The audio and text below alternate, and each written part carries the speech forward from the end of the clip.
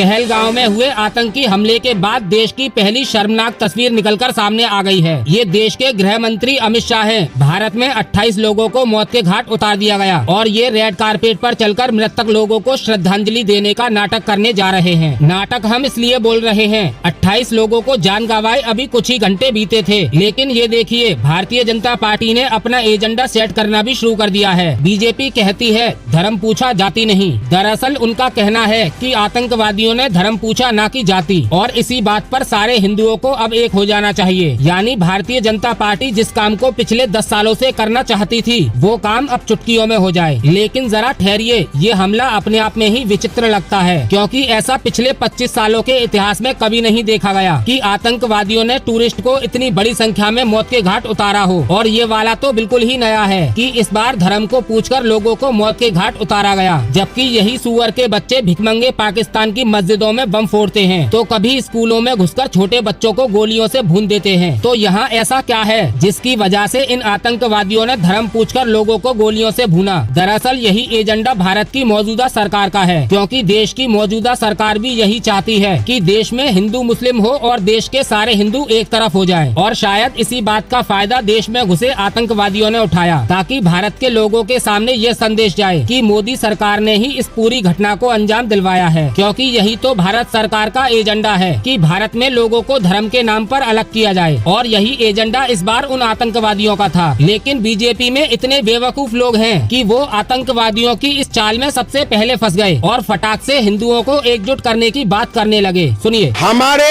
लोगों को ये सीखना चाहिए। लोगों ने पूछा तुम हिंदू हो, इतना ही पूछा, किसी को नहीं पूछा कि आप एसटी हो, आप एससी हो। ये लोग हिंदू को जाति का आधार में नहीं देखता है, धर्म का आधार से ही देखते हैं।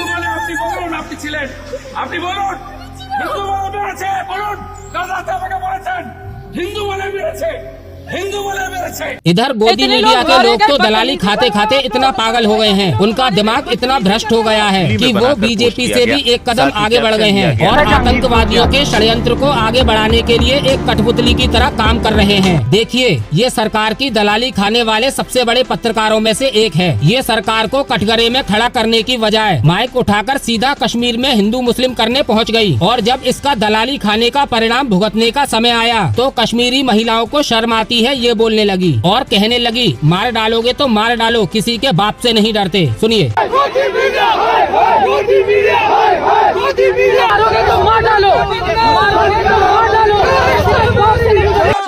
मर गए हैं, शर्म नहीं है आप लोगों को?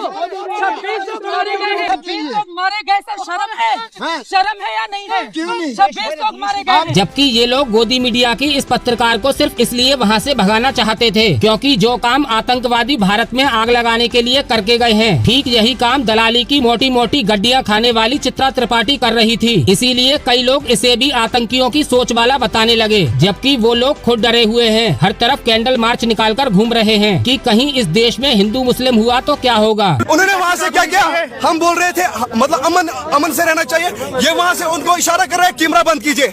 उन्होंने वहाँ पे लाइव कट किया और जैसे हमने बात खत्म की वो बोल रहा है चलो फिर से कीजिए।